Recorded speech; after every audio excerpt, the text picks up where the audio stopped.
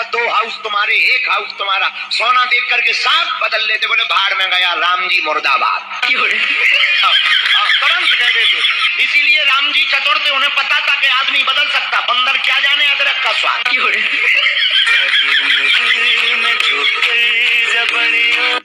राम जी अगर आदमियों को ले जाते इंसान को, सब इंसान पार्टी बदल लेते। रावण कहता 2 हाउस तुम्हारे 1 हाउस तुम्हारा, सोना देख करके सांप बदल लेते, बोले भाड़ में गया राम जी मुर्दाबाद।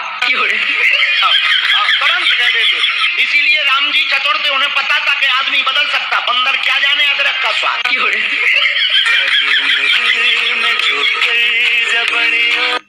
राम जी अगर आदमियों को ले जाते इंसान को, सब भाड़ में गया।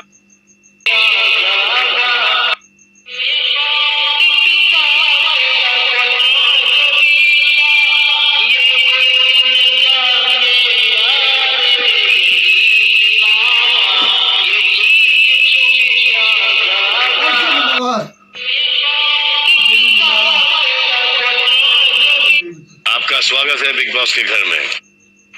मृत्यु भोज के अंदर मैं सिर्फ इस बुक के सिवाय मैंने गीता पढ़ ली, रामायण पढ़ ली, महाभारत पढ़ लिया, पूरा पढ़ लिया, क्योंकि मैंने डॉक्टरेट करनी थी तो मुझे पढ़ना था, तो मैंने कर ली।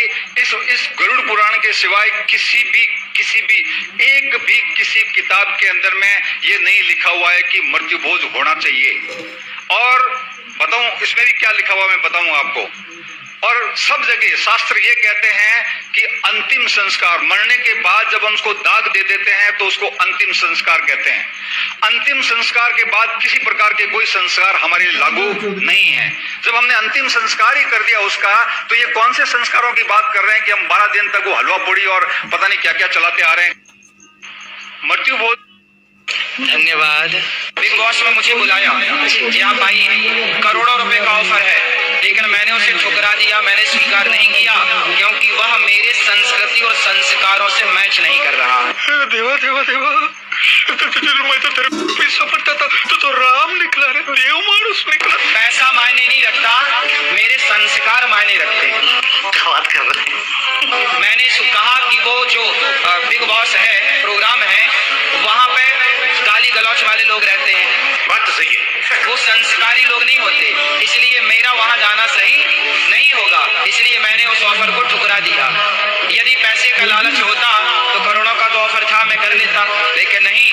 मेरा धर्म, मेरी संस्कृति, मेरे संस्कार पैसे से आगे है। अभी पता चल जाएगा। Wake up to reality। तो कैसे हैं आप? ठीक है, अच्छे हैं, कृपा है राधा रानी की। आपका स्वागत है बिग बॉस के घर में। धन्यवाद। बिग बॉस में मुझे बुलाया कि आप आइए। कैंसर की बीमारी का यदि कोई इलाज है तो केवल हल्दी, 1 चम्मच सवेरे हल्दी खाओ, 1 चम्मच शाम को कच्ची हल्दी खा के पानी पियो, और दिन में 4 बार गौमूत्र ग्रहण कीजिए, तो भी कैंसर जैसी बीमारी को भी गौमूत्र ठीक करता है। गौमूत्र पीने से अर्थराइटिस अच्छा होता है, टॉक्सिन्स, ऑक्सीडेंट्स, ESR बढ़ा हुआ, ESO बढ़ा हुआ, RA फैक्टर बढ़ा हुआ, जितने भी यूरिक एसिड बढ़ा हुआ, जितनी भी गंदगी शरीर में बढ़ी हुई पूरी की पूरी क्लीन हो जाती है। अभी बदत है भाई, अभी बदत है। अब गोमूत्र से जुड़ी एक ताजा स्टडी ने इसके सेवन को लेकर बड़ा खुलासा किया है। देश के प्रतिष्ठित संस्थान IVRI यानी Indian veterinary research institute Bareilly के वैज्ञानिकों ने अपने ताजा शोध में दावा किया है कि गोमूत्र का सेवन इंसानों के स्वास्थ्य के लिए हानिकारक है।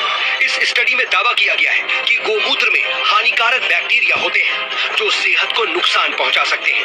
गाय के बच्चे को बछड़ा होता है ना, बच्चा, उसको भी पता है कि मुझे दूध पीना है या मूत्र पीना है। कैंसर की बीमारी बातें ना खुद में कॉन्ट्राडिक्ट करती हैं। ऐसे जैसे महाराज बोल रहे हैं पति परमेश्वर होता है, हिंदू धर्म में पति परमेश्वर है कि नहीं महाराज? मानते हैं? फिर उनके सामने नाचने में क्या परेशानी है?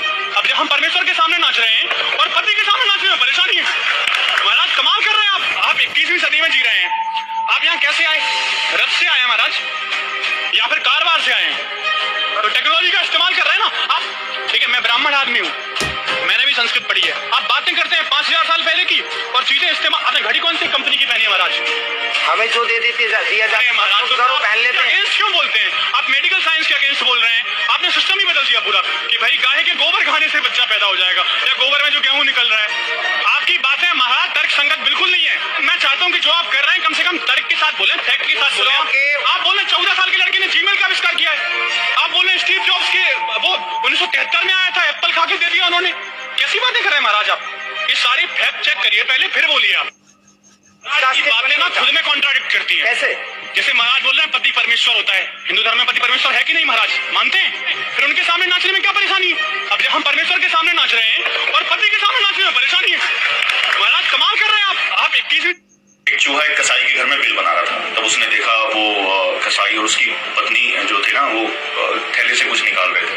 उसने देखा शायद कुछ खाने का सामान होगा, लेकिन वो चूहेदानी थी। और वो चूहा परेशान हुआ और निकला वहां से। कसाई के घर में एक कबूतर, एक मुर्गा और एक बकरा रहते थे। वो सबसे पहले कबूतर के पास गया।